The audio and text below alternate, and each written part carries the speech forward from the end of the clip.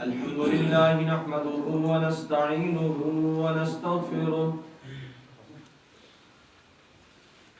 ونعوذ بالله من شرور أنفسنا ومن سيئات أعمالنا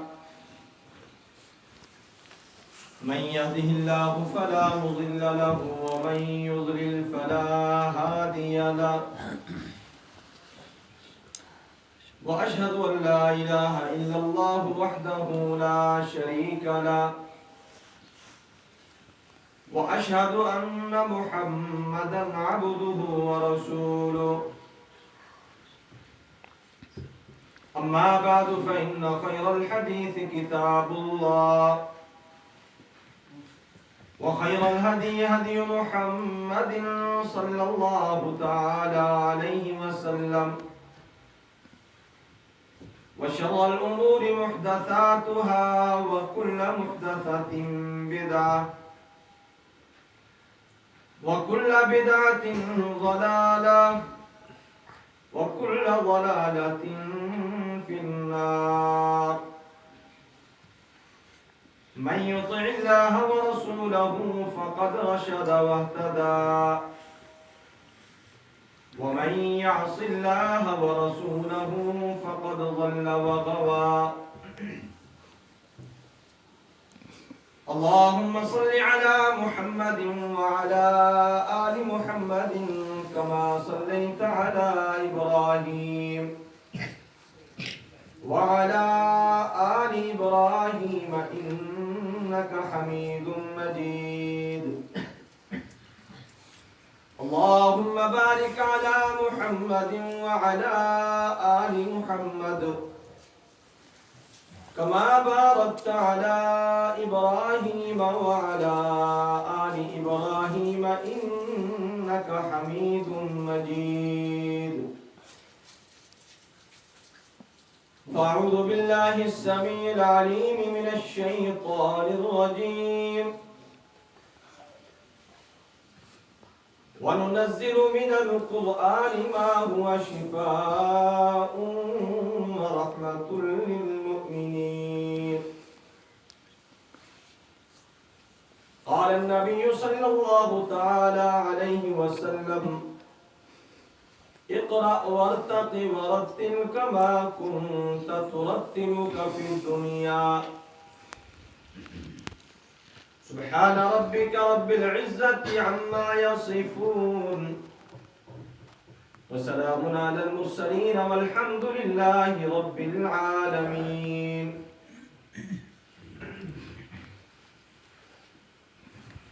یہی ہے آرزو کہ تعلیم قرآن عام ہو جائے یہی ہے آرزو کہ تعلیم قرآن عام ہو جائے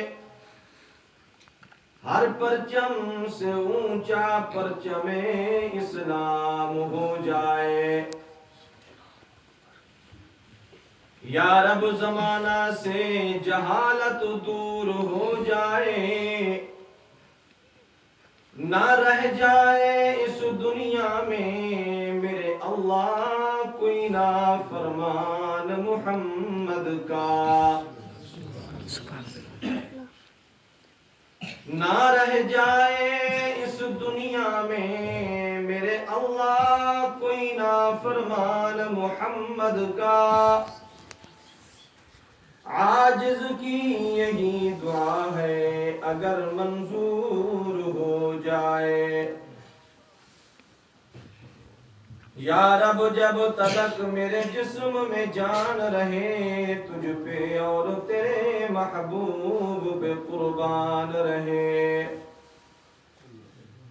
میں رہوں یا نہ رہوں میرے دل کی تمنا ہے میں رہوں یا نہ رہوں میرے دل کی تمنا ہے دین احمد اور عزت قرآن رہے حمد و ثنا تعریف کبریائی عظمت و بزرگی اللہ وحدہ لا شریک کے لیے لائق زیبا ہے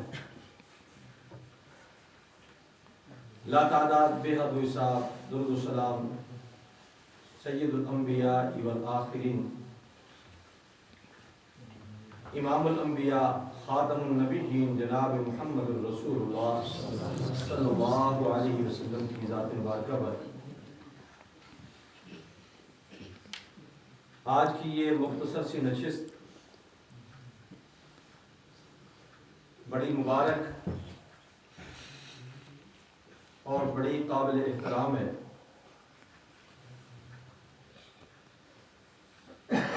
اس لیے کہ اس کے اہتمام کا سبب ہمارے محترم و مکرم حافظ محمد ندیم جناجہ صاحب حافظہ اللہ، جنہوں نے بڑی کم عمری میں قرآن کریم جیسی عظیم اور مقدس کتاب کو اپنے سینے میں محفوظ کیا ہے اور حفظ کرنے کی سعادت حاصل کی ہے۔ مبارکباد کے حقدار ہیں ہمارے یہ نوجوان، اور مبارکباد کے حقدار ہیں ان کے استاد گرامی، جنہوں نے دن رات محنت کر کے ان کو اس منزل تک پہنچایا۔ اور مبارکباد ہے وہ ادارہ جامعہ بہر العلوم سلفیہ، جو کم و پیش 40 سال کے قریب دین اسلام کی نشر و اشاعت کر رہا ہے۔ اللہ تبارک و تعالی بانیان ادارہ، بالخصوص ہمارے روحانی والد حضرت حاجی محمد اسماعیل صاحب حافظہ اللہ کو لمبی زندگی نصیب فرمائے، اور ان کی اس محنت اور کاوش کو اپنی بارگاہ میں قبول و منظور فرمائے، اور جتنے ان کے معاونین ہیں، شیخ الحدیث صاحب شیخ افتخار احمد اظہری صاحب حافظہ اللہ سے لے کر مسجد کے اور مدرسے کے خادم تک جتنے بھی لوگ اس ادارے کی خدمت کر رہے ہیں اور معاونین ہیں جو تعاون فرما رہے ہیں، اللہ سبحانہ و تعالی ہر ایک کی ہر چھوٹی بڑی محنت کو اپنی بارگاہ عالیہ میں قبول و منظور فرمائے۔ اور میں تہہ دل سے دعا گو ہوں اللہ سبحانہ و تعالی ان کے والد گرامی کو ان کی اس تعلیم کا بہترین صلہ اور اجر عطا فرمائے، اور اس پورے کے پورے گاؤں کے لوگوں کو اللہ رب العالمین قرآن کے نور سے منور فرما دے، اور ہم سب کو اللہ تعالیٰ اپنے دین کے ساتھ جڑ کے رہنے کی توفیق نصیب فرمائے۔ اس اعتبار سے یہ مجلس بڑی مبارک ہے، بڑی بابرکت ہے کہ اس کے انعقاد اللہ کی کلام قرآن کریم فرقان حمید اور اس کے ساتھ تعلق رکھنے والے اس فرد، اس جوان کی وجہ سے ہوا ہے۔ مجھ سے قبل جماعت کے بڑے عظیم پائے کے عالم دین، آپ ان کی گفتگو قرآن کریم کے حوالہ سے سن چکے ہیں۔ میں بھی اپنا مختصر سے وقت میں حصہ ملا کے آپ سے اجازت چاہوں گا۔ قرآن کریم یہ وہ عظیم اور مبارک کتاب ہے کہ جس کا پڑھنا باعث ثواب ہے، جس کا سننا باعث ثواب ہے، اور جس پر عمل کرنا باعث نجات ہے۔ جو شخص قرآن کریم کے ساتھ اپنا تعلق بناتا ہے، اس سے محبت کرتا ہے، اس سے پیار کرتا ہے، جس طرح یہ قرآن کریم بڑا مبارک ہے، بڑا عظیم ہے، بڑا بلند ہے اور بڑا بالا ہے، اسی طرح جو شخص اس کے ساتھ تعلق رکھتا ہے، یہ قرآن اپنے تعلق کی وجہ سے اسے معاشرے میں دنیا میں اتنی ہی بلندی اور عزت عطا فرما دیتا ہے جتنا یہ خود بلند ہے۔ اس کی آپ ایک چھوٹی سی مثال سمجھیں۔ آپ گاؤں گوٹ میں رہنے والے ہیں، جب آپ گاؤں سے اپنے کھیتوں سے فصلیں اٹھاتے ہیں، وہ گندم ہو یا کوئی اور فصل ہو، تو اس فصل کے ساتھ مٹی کے کچھ ذرات رہتے ہیں۔ عام حالات میں مٹی کو اگر آپ کسی شاپر میں لے جا کر کسی دکاندار کے پاس جائیں اور اس کو کہیں کہ آپ اس کی قیمت لگائیں، تو وہ آپ کو کوئی قیمت دے گا؟ وہ کہے گا بے وقوف آدمی، مٹی بھی کوئی بیچنے کی چیز ہے اور اس کو خریدے گا کون، کس کام کی ہے؟ لیکن جب کھیت سے آپ فصل لے کر جاتے ہیں اور اس فصل کے دانے کے ساتھ جو مٹی منسوب ہوتی ہے، لگی ہوئی ہوتی ہے، جو قیمت اس فصل سے اٹھنے والے دانے کی لگتی ہے، وہی قیمت اس دانے کو لگی ہوئی مٹی کی لگتی ہے۔ اس مٹی کو قیمتیں بنانے والی چیز کیا ہے؟ وہ دانا ہے جو فصل سے اٹھایا ہے۔ تو پتہ چلا کہ جو شخص اللہ کی کلام کے ساتھ اپنا تعلق بنا لیتا ہے، اس کو پڑھتا ہے، اس کو پڑھاتا ہے، اس کو سمجھتا ہے، اس کو سمجھاتا ہے، اس پہ عمل کرتا ہے، اس پہ عمل کرواتا ہے، تعلیم و تعلم کا سلسلہ جاری و ساری رکھتا ہے اس کے ساتھ، تو یہ قرآن اس انسان کو اللہ کی نگاہ میں اسی طرح باعث مشرف بناتا ہے جس طرح خود قرآن اللہ کی نگاہ میں باعث مشرف ہے۔ آپ دیکھیں دنیا میں بے شمار برادری ہیں، کام کاج کرنے کے اعتبار سے بے شمار لوگوں کے پیشے ہیں۔ کوئی جوتے کا کام کرتا ہے، سیتا ہے، پالش کرتا ہے، جسے ہماری زبان میں موچی کہتے ہیں، آپ یہاں پتہ نہیں کیا کہتے ہیں، موچی کہتے ہیں۔ تجارت کوئی بھی ہو، کام کوئی بھی ہو، اللہ کی نظر میں وہ بڑا مبارک ہے اگر حلال طریقے سے ہو، لیکن معاشرتی اعتبار سے موچی کو لوگ کوئی حیثیت دیتے ہیں، ان کو حقارت کی نگاہ سے دیکھتے ہیں۔ لیکن اگر موچی کا بچہ قرآن کا حافظ بن جائے اور اسلام آباد کی فیصل مسجد کا امام بن جائے تو آپ کیا کہتے ہیں؟ اگر اس کی اقتداء میں آپ کے سندھ کا گورنر ہو، ملک پاکستان کا وزیر اعظم ہو، ملک پاکستان کا صدر ہو، یا پوری پاک فوج کا کوئی جنرل ہو، یا بڑے سے بڑا پاکستان کا کوئی عہدہ رکھنے والا، چیف جسٹس جسے قاضی القضات کہتے ہیں، اپنی قلم کے ذریعے کچھ بھی فیصلہ کرنے والا، اگر اس موچی کی اقتداء میں کھڑا ہو کے نماز پڑھ رہا ہے تو جتنا بڑا ہی عظیم کیوں نہیں ہے، اگر وہ اس موچی کے بچے کے رکوع کرنے سے پہلے رکوع کر لے، اللہ اس کا رکوع قبول کرے گا؟ اگر وہ سجدہ پہلے کر لے، اللہ اس کا سجدہ قبول کرے گا؟ وہ سلام پھیر کے چلا جائے کہ یہ موچی کا بچہ اس نے بہت دیر لگا دی ہے، میں اتنی دیر رک نہیں سکتا ہوں، میرے کئی کیسز ہیں، اللہ اس کی نماز قبول کرے گا؟ تو یہ موچی کے بچے کو عظمت کس نے دی؟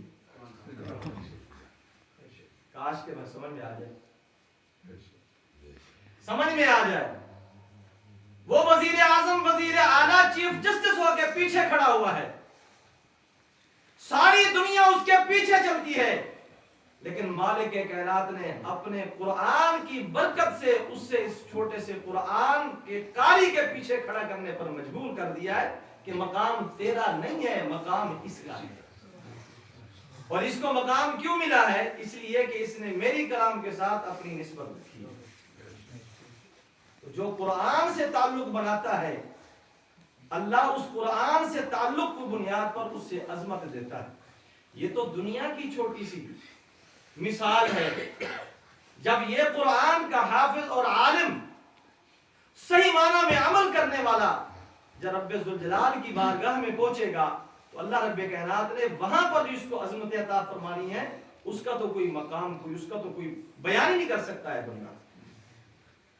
تو جب اتنی عظمت ہے تو پھر اس قرآن سے محبت کرنی چاہیے یا نہیں کرنی چاہیے؟ خود قرآن پڑھنا چاہیے یا نہیں پڑھنا چاہیے؟ اپنے بچوں کو قرآن کا حافظ بنانا چاہیے یا نہیں بنانا چاہیے؟ اپنی بچیوں کو قرآن کی تعلیم دینی چاہیے یا نہیں چاہیے چاہیے؟ ایمان سے بتلائیں کتنی عظمت سننے اور سمجھنے کے باوجود ہمارے دل میں ہماری اولاد کو حافظ قرآن بنانے کے جذبات ہیں کتنے؟ آپ کے اس گاؤں میں کتنے بچے ہیں جو قرآن حفظ کرنے کے لیے قرآن کا قاری بنانے کے لیے آپ نے مدارس میں وقف کیا ہوا ہے؟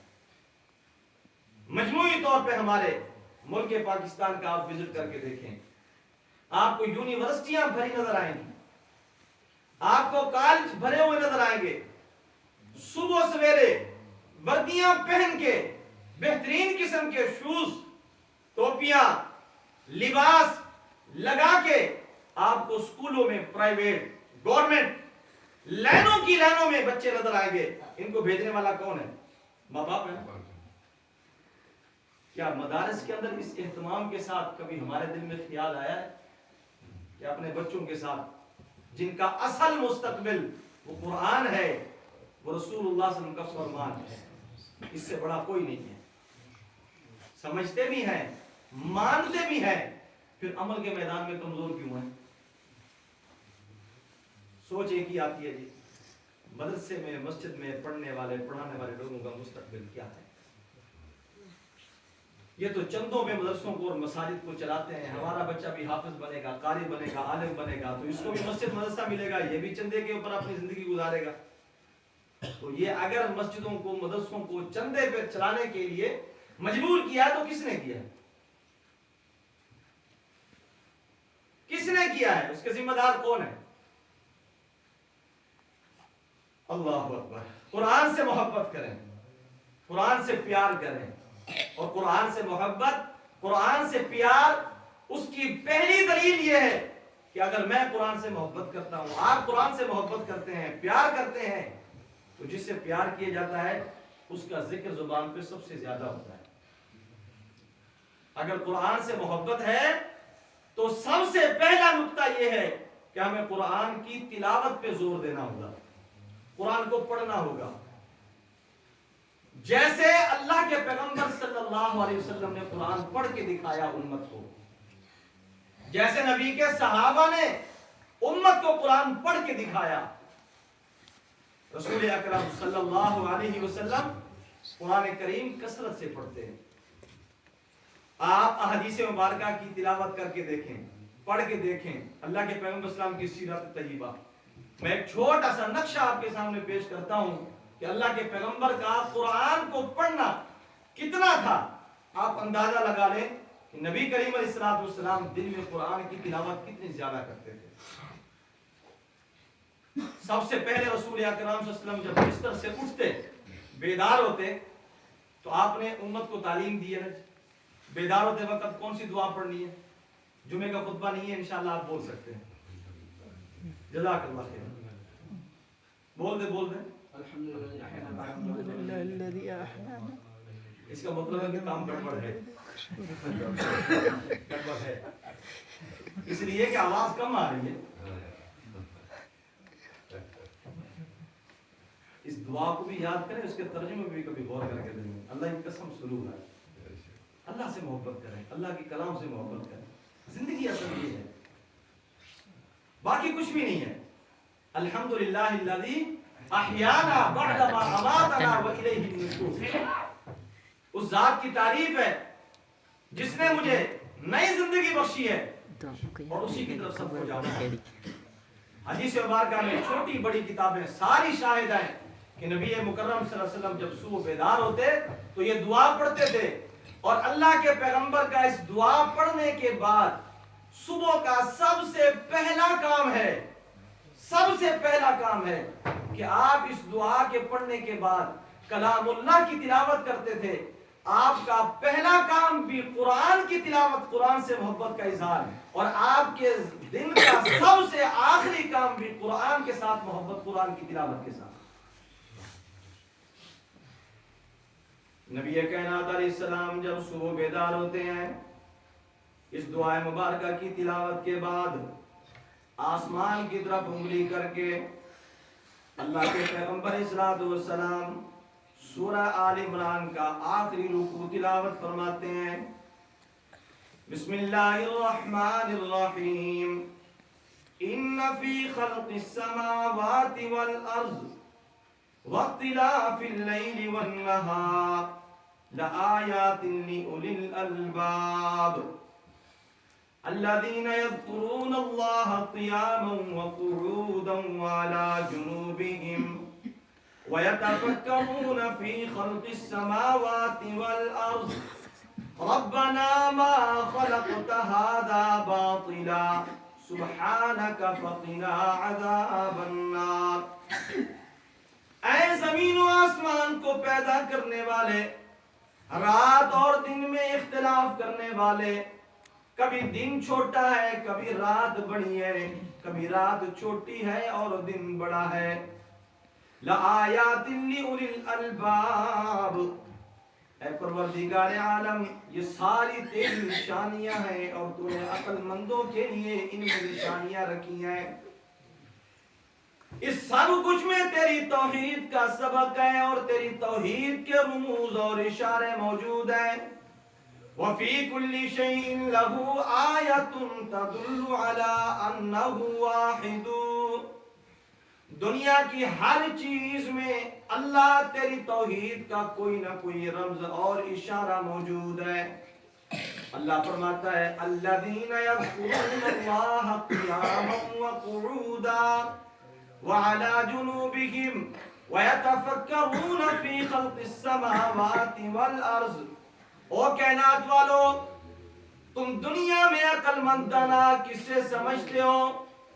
تمہاری نگاہ میں کوئی بھی عقل مند دانا کیوں نہ ہو، مجھ رب العالمین کی بارگاہ میں عقل مند اور دانا آدمی کی نشانی یہ ہے کہ وہ راتوں کو اٹھ کے اللہ کی بارگاہ میں قیام کرتا ہے، سجدہ ریز ہوتا ہے، رکوع کرتا ہے، اللہ کی کلام قرآن کی تلاوت کرتا ہے، رات کو قیام اللیل کرتا ہے، اللہ تعالیٰ کی آیات اور نشانیوں پہ غور و فکر کرتا ہے، تدبر کرتا ہے اور زبان سے اقرار کرتا ہے ربنا ما خلقت هذا باطلا، اے پروردگار عالم تو نے جو کچھ پیدا کیا ہے اس میں کوئی ایسی چیز موجود نہیں ہے جو بیکار اور بے فائدہ ہو، سبحانک فقنا عذاب النار، اے پروردگار عالم پاکیزگی تیری ہے، اے رب العالمین طہارت تیری ہے، حمد تیری ہے، ثنا تیری ہے، کبریائی تیری ہے، عظمت تیری ہے، بزرگی تیری ہے، شان تیرا ہے، مقام تیرا ہے، رتبہ تیرا ہے، اے رب العالمین مجھے قیامت کے دن رسوا کن عذاب سے محفوظ فرمانا۔ محبوب کریم علیہ السلام صبح اٹھنے کے بعد سب سے پہلا کام قرآن کریم کے ساتھ اظہار محبت ہے۔ آپ ان آیات کی تلاوت فرماتے ہیں، تلاوت فرمانے کے بعد وضو کرتے ہیں، وضو کرنے کے بعد پھر مصلی پہ کھڑے ہوئے، آپ نے مصلی پہ کھڑے ہو کے پھر رب العالمین کے ساتھ اپنا تعلق جوڑ دیا، قرآن کی تلاوت کرنا شروع کر دی۔ امام الانبیاء علیہ السلام کے بارے میں سیدہ عائشہ رضی اللہ عنہ بیان فرماتی ہیں، نبی مکرم علیہ السلام قیام اللیل کی ابتدا فرماتے ہیں، آپ بطور ثنا کے دعا پڑھتے ہیں، دعا پڑھنے کے بعد آپ سورہ فاتحہ کی تلاوت کرتے ہیں۔ سورہ فاتحہ کیا ہے؟ قرآن کریم ہے۔ سورہ فاتحہ کی تلاوت فرمانے کے بعد پھر آپ نے 8 رکعت نماز تہجد قیام اللیل ادا فرمایا، ہر رکعت میں سورہ فاتحہ قرآن کی تلاوت ہے۔ ام عائشہ رضی اللہ عنہ برما بیان فرماتی ہیں، نبی محترم علیہ السلام کی رمضان اور غیر رمضان رات کی نماز 11 رکعت پر مبنی ہوتی تھی۔ آپ فرماتی ہیں لا تسأل عن حسنہن وطولہن، خوبصورت کتنی ہوتی تھی اور لمبی کتنی ہوتی تھی اس کے بارے میں سوال نہ کر، آپ کا قیام بھی بڑا محبوب، آپ کا رکوع بھی بڑا پیارا، آپ کا سجدہ بھی بڑا پیارا، ہر رکن میں آپ اعتدال فرماتے ہیں۔ پھر آپ نے 8 رکعت ادا فرمانے کے بعد نماز وتر عطا فرمائی۔ نماز وتر کی ہر رکعت میں قرآن کی تلاوت ہے۔ پھر صبح کا وقت ہوا، جناب بلال رضی اللہ عنہ نے اذان دی۔ اذان فجر کے بعد آپ نے 2 سنت فجر کی ادا فرمائی۔ محبوب کریم علیہ السلام نے فرمایا یہ فجر کی 2 سنتیں مجھے دنیا و ما فیہا سے بہتر ہیں۔ فجر کی 2 سنتیں دنیا اور جو کچھ دنیا میں ہے اس سب کچھ سے بہتر ہے۔ صرف فجر کی 2 سنتیں، باقی نماز فجر کے فرض ان کی اہمیت تو بات ہی جدا ہے۔ ایمان سے بتلائیں جتنے بھائی گوٹ کے یہاں پہ اس وقت تشریف فرما ہے، اللہ سب کو زندگی دے، رات سب یہاں گزارتے ہیں اور فجر کی نماز میں سارے ماشاءاللہ ہوتے ہیں ماشاءاللہ۔ سوال مشکل آ گیا تھا، فجر کی نماز میں کتنے ہوتے ہیں؟ 3 سے 4۔ کیا بخشش کی ہوئی ہے اللہ کی طرف سے؟ اگر آپ نے کوئی ایسا اللہ کے ساتھ تعلق بنایا ہوا ہے بخشش کا، پھر ہمیں بھی بتا دیں۔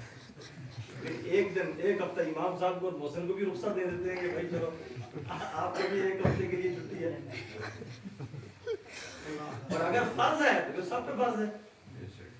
اور جو نبی فرمایا مجھے فجر کی 2 سنتیں دنیا و ما فیہا سے افضل ہیں، ایمان سے بتلائیں اگر آج رات کو ابھی کچھ دیر ابھی اعلان ہو جائے کہ نماز فجر کے بعد یہاں پہ بہترین قسم کی بریانی ہوگی اور جو آدمی آئے گا اس کو خود کو بھی کھانے کے لیے ملے گی اور پارسل کا انتظام بھی ہوگا، گھر میں جو خواتین مائیں بہنیں بیٹھی ہیں ان کے لیے بھی آپ کے لیے انتظام ہوگا، آپ لے جائیں۔ تو کیا خیال ہے جتنے لوگ ووٹ سے ابھی نہیں آئے وہ بھی صبح فجر میں ہوں گے یا نہیں ہوں گے؟ مطلب ہم نے دنیا کے لیے اپنے آپ کو اتنا تیار کیا ہوا ہے،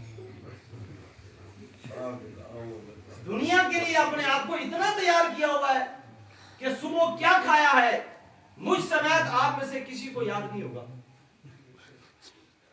کہ صبح سے ابھی تک کیا کچھ کھایا ہے۔ مجھے ابھی جو چائے ملی ہے وہ تو انشاءاللہ کئی دنوں تک یاد رہے گی ماشاءاللہ۔ اللہ تعالیٰ بنانے والوں کو بھی جزائے خیر عطا فرمائے اور پلانے والوں کو۔ باقی صبح سے لے کر ابھی تک نہ آپ کو یاد ہوگا نہ مجھے یاد ہوگا کہ کتنا کچھ کھایا ہے اور کیا کیا کھایا ہے، سب بھول بھال گئے۔ لیکن جو نیکی اللہ کی بارگاہ میں اللہ کے لیے کر کے جائیں گے اس میں جو لذت اور سرور ہے وہ زندگی میں نہیں بھولیں گے۔ اور فجر کی نماز اللہ جس کو نصیب کر دیتا ہے یقین مانو جو عادت بنا لیتا ہے اللہ اس کے چہرے پہ بھی نورانیت الگ سی عطا فرما دیتا ہے اور اس کی زندگی میں جو انقلاب آتا ہے اس کا تو بندہ کوئی تصور نہیں کر سکتا۔ نبی مکرم علیہ السلام نے فجر کی 2 سنتیں پڑھی ہیں، فجر کی 2 سنتوں میں بھی قرآن کی تلاوت ہے۔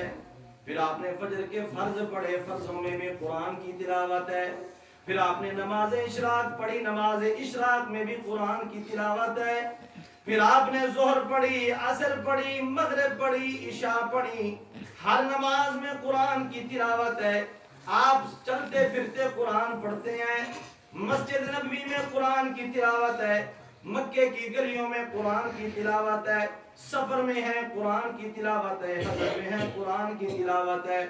سارا دن آپ نے اپنی مصروفیات کو مکمل کرنے کے بعد جب رات کو سونے کے لیے آپ بستر پہ تشریف لائے ہیں، علماء موجود ہیں، حدیث کی کتابیں اٹھا کر دیکھیے، محبوب کریم علیہ السلام جب بستر پہ تشریف لائے ہیں میرے پاک پیغمبر السلام کا آخری عمل کیا ہے؟ اللہ کے پیغمبر السلام اذکار وغیرہ کرنے کے بعد اپنی زبان پہ پھر آپ کا آخری عمل وہی قرآن کی تلاوت ہے۔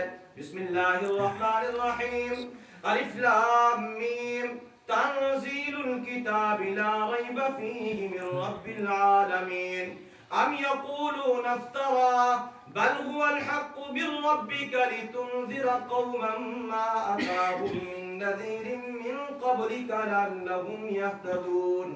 نبی مکرم علیہ السلام نے سورہ سجدہ کی تلاوت فرمائی ہے، پھر آپ نے سورہ ملک کی تلاوت فرمائی ہے۔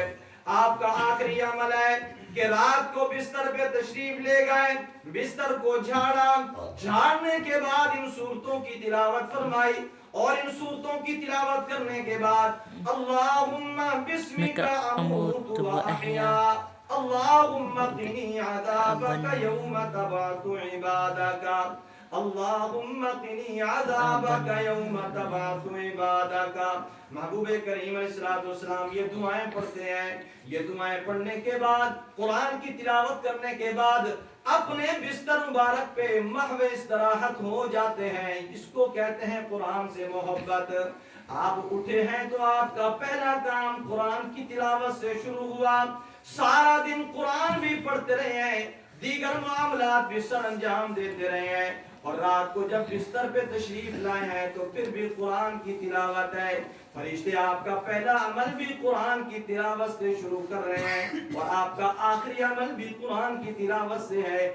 جس بندے کی زبان پہ سارا دن قرآن کی تلاوت رہے گی، اس بندے کی زبان سے گالیاں کیا آئیں گی، غیبت کیا کرے گا کسی کی، چغلی کیا کرے گا کسی کی۔ جس بندے کا یہ معمول بن جائے کہ اٹھے تو قرآن کے ساتھ تعلق جوڑے اور سوئے تو قرآن کے ساتھ تعلق جوڑے، تو مجھے بتلائے پھر قرآن اس کے اندر انقلاب پیدا کرے گا یا نہیں کرے گا؟ اس کا اخلاق اچھا بنے گا یا نہیں بنے گا؟ اس کی سیرت اچھی بنے گی یا نہیں بنے گی؟ اس کا کردار اچھا بنے گا یا نہیں بنے گا؟ وہ لوگوں کے لیے قابل احترام اور قابل دید ہوگا یا نہیں ہوگا؟ قرآن کے ساتھ محبت کی پہلی صورت یہ ہے کہ قرآن کے ساتھ پیار کریں، اور قرآن سے پیار یہ ہے کہ قرآن کی تلاوت کریں۔ جو بندہ اللہ کی زمین پہ قرآن کی تلاوت کرتا ہے، ایسے بعض خوش نصیب بھی ہوتے ہیں کہ ان کی قرآن کی تلاوت میں وہ سوز ہوتا ہے، قرآن کی تلاوت میں وہ لذت اور سرور ہوتا ہے، قرآن کی تلاوت کے اندر ایسی کیفیت تاری ہوتی ہے کہ وہ قرآن بھی پڑھ رہا ہوتا ہے اور آنکھوں سے آنسو بھی نکل رہے ہوتے ہیں، اور اللہ کے فرشتے آسمانوں میں اس کی تلاوت کو سن کے وہ آسمانوں میں رو رہے ہوتے ہیں۔ یہ اللہ کی زمین پہ قرآن کے ساتھ محبت کا اظہار کر کے رو رہا ہوتا ہے، اللہ کے فرشتے آسمانوں میں اس کی تلاوت کو سن کے رو رہے ہوتے ہیں۔ امام مروزی رحمہ اللہ کی عظیم کتاب قیام اللیل، اس میں واقعہ مذکور ہے۔ ہم قرآن پڑھتے ہیں بعض اوقات، لیکن ہمارے قرآن کی تلاوت کا انداز ہی عجیب ہوتا ہے۔ ابھی کچھ مہینوں کے بعد رمضان آنے والا ہے، اللہ تعالیٰ سب کو زندہ رکھے کہ اس عظیم اور مبارک مہینے کی ساتوں سے فیض یاب ہو سکے۔ لوگ تلاش کریں گے سائیں خدا کی کیڑی مسجد میں اجکل نماز کوئی پڑھی نہیں، فلاں مسجد میں وہ قاری صاحب جی سپیٹ کی ہیں، بلا قاری صاحب نے سپیٹ کی ہیں، یہ تیز گام یہ شادی بار ہے کہ اس کی سپیٹ پوچھ رہے ہیں؟ قرآن پڑھنے والی کی سپیٹ کا کیا تعلق ہے؟ سے فلاں مسجد میں بنی ہوتا وہ کتنی رکعت پڑھندا ہے؟ صحیح اسی ٹریوی رکعت پڑھوں تا کتنی دیر لگ دیا؟ بس ادھ کلاک باندھا تھی 20 تراویح 3 وتر آدھے گھنٹے میں فارغ۔ تو بدا کتے بنی دو فلاں مسجد میں، وہ تو بھی پانچے کاری صاحب جی سپیٹ بدا نا کہیں چھا بدا نا یقین کرو کویا بی لطن میں سور ہوں کہیں جان چھڑی ہی کون جو سورہ بقرہ شروع کیا بس سجی ختم تو کرے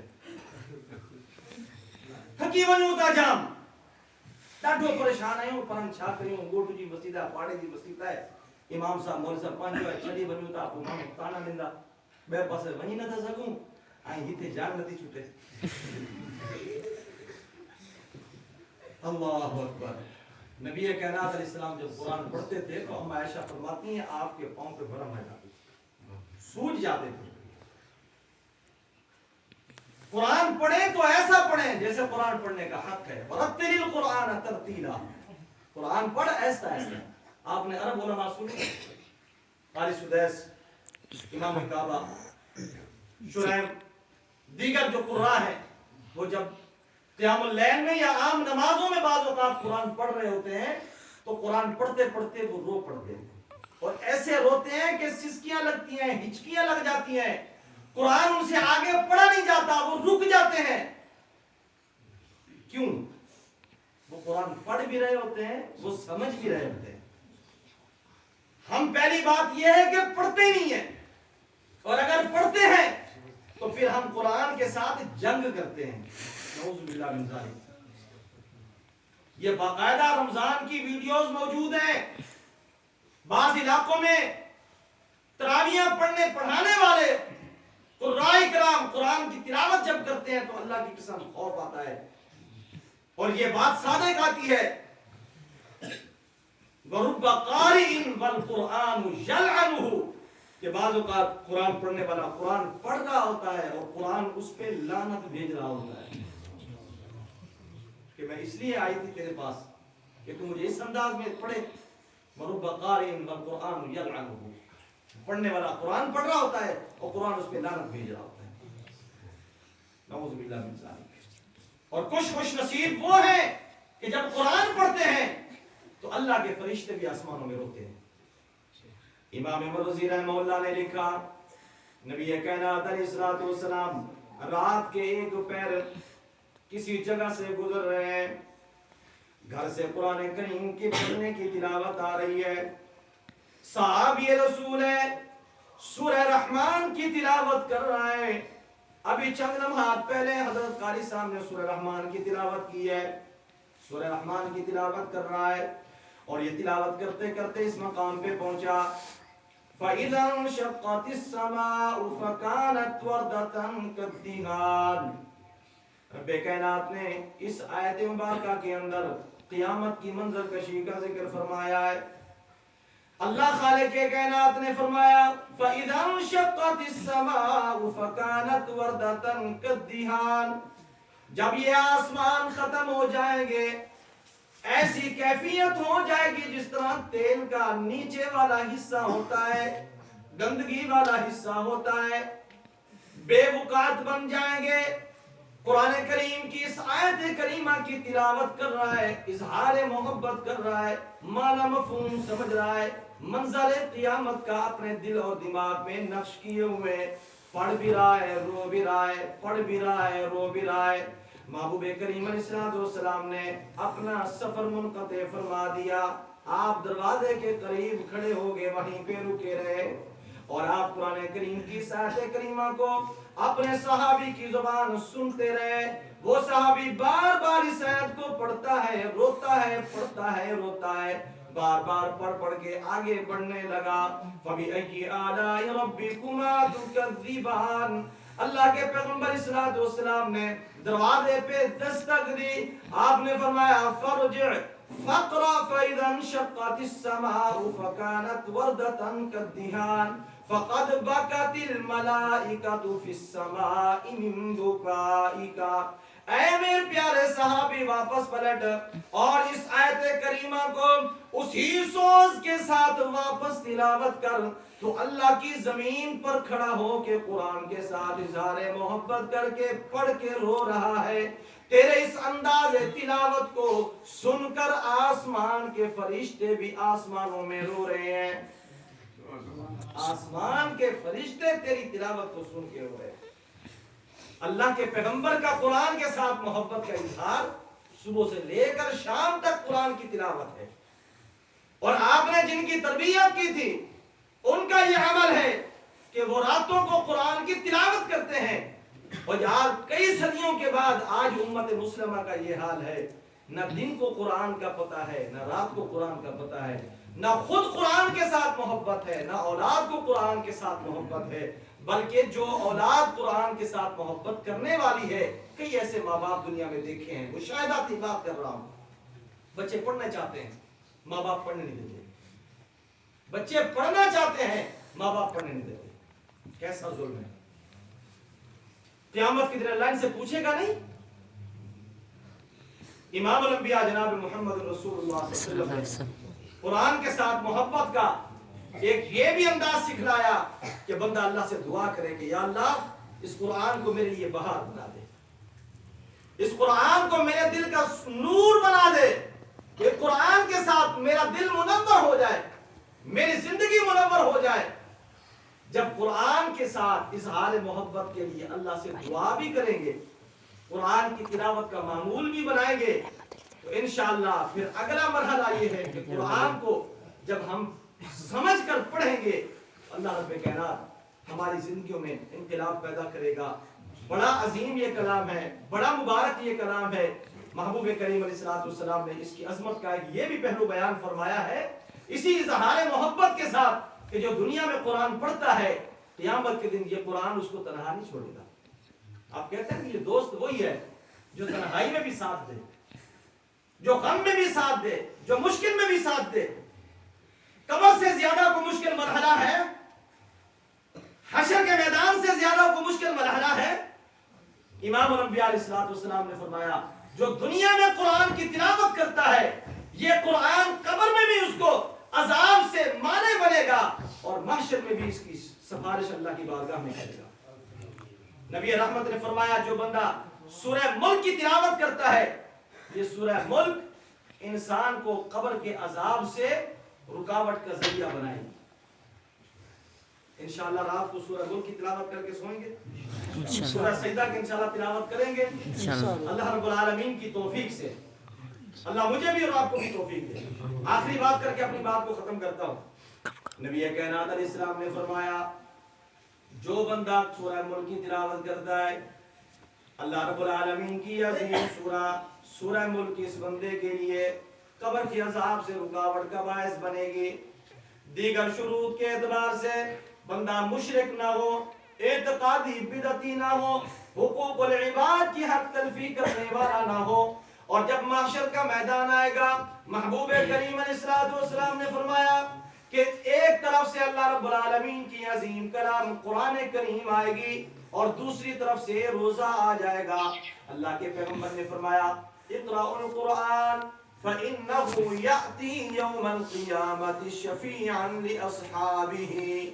فرمایا لوگوں قرآن کے ساتھ محبت کرنے والے بن جاؤ, قرآن کی تلاوت کرنے والے بن جاؤ. یہ قرآن قیامت کے دن جو اس کی تلاوت کرنے والا ہوگا اللہ رب العالمین کی بارگاہ میں اس کے لیے سفارشی بنے گی. آپ نے فرمایا الصیام والقرآن یشفعان فیشفعان. قرآن کریم قیامت کے دن پڑھنے والے کی سفارش کرے گا, روزہ قیامت والے دن روزہ رکھنے والے کی سفارش کرے گا. ایک طرف قرآن آئے گا کہے گا باری تعالیٰ راتوں کو دنیا والے سو جاتے تھے, محو استراحت ہوتے تھے, نرم گرم بستروں کے اندر سوئے ہوئے ہوتے تھے. اے اللہ یہ قرآن کے ساتھ محبت کرنے والا, مجھ سے پیار کرنے والا جب گھر کے سب بندے سو چکے ہوتے تھے اللہ ایک الگ کمرے میں کھڑا ہو کے میری تلاوت کیا کرتا تھا. اے رب العالمین راتوں کو اس نے میری وجہ سے اپنا آرام ختم کیا. اللہ آج قیامت کے دن میں تیری بارگاہ میں التجا کرتا ہوں اللہ اس کی کوئی کمزوریاں ہیں تو اپنی رحمت سے بخش دے. اللہ میری سفارش کو قبول فرما لے. محبوب کریم علیہ السلام نے فرمایا اللہ قرآن کی سفارش کو قبول فرما لے گا. دوسری طرف سے روزہ آئے گا, اے رب العالمین اس نے اپنی خواہشاتی جائز نفسانی خواہشات کو میری وجہ سے ترک کیا تھا, کھانا میری وجہ سے چھوڑا, پینا میری وجہ سے چھوڑا.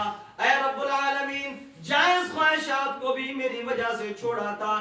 یا پروردگار عالم دنیا میں اس نے میرے ساتھ وفا کی تھی, اللہ آج قیامت کے دن میں اس کے لیے تیری بارگاہ میں سفارشی بن کے آیا ہوں. محبوب کریم علیہ السلام نے فرمایا اللہ قرآن کی بھی سفارش کو قبول فرما دے گا, اللہ روزے کی بھی سفارش کو قبول فرما کے اس بندے کو اپنی جنت کا حقدار بنا دے گا. مسلمان قرآن دے نیڑے آؤ, اے قرآن دے نال آیاں بہاراں.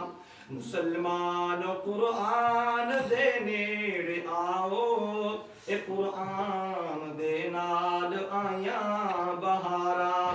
کلام الہ نو جنا سین لایا, نبی نال رل کے تنتیاں بہاراں.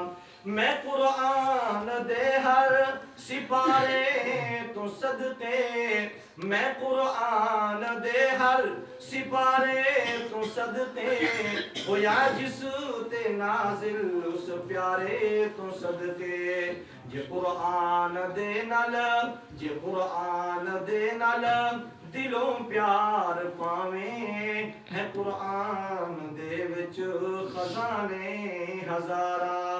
قرآن کے ساتھ محبت کرنے والے شخص کو اللہ رب العالمین دنیا میں بھی اس نے دیتا ہے، اللہ آخرت میں بھی اس نے دیتا ہے۔ اللہ تبارک و تعالیٰ سے دعا ہے کہ اللہ رب العالمین ہمارے اس ننھے منھے حافظ کو جنہوں نے آج حفظ کیا ہے، اللہ کا ان کو قاری قرآن بنائے، آمین۔ قاری قرآن کے بعد اللہ تعالیٰ ان کو عالم بنائے، آمین۔ اللہ ان کو مدرس بنائے، داعی بنائے، مبلغ بنائے اور باعمل بنائے، اور اس پورے گاؤں کے لیے اللہ رب العالمین اس کو اور جتنے بھی علماء، فضلاء اور حفاظ ہیں، اللہ رب العالمین ان سب کی وجہ سے اللہ رب العالمین ان تمام گوٹ کے لوگوں کو اپنی جوار رحمت میں اللہ رب العالمین جگہ نصیب فرمائے، اور جو دنیا سے رخصت ہو چکی ہیں ان کے لواحقین اللہ تبارک و تعالیٰ ان کی قبروں کو جنت کا باغیچہ بنائے، اور اللہ رب العالمین کروٹ کروٹ انہیں جنت الفردوس میں اعلیٰ مقام نصیب فرمائے۔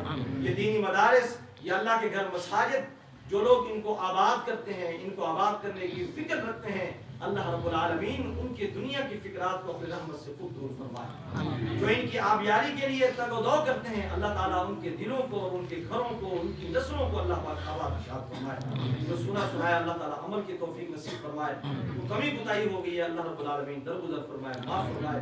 سبحان ربک رب العزت عما یصفون وآخر دعوانا ان الحمد للہ رب العالمین۔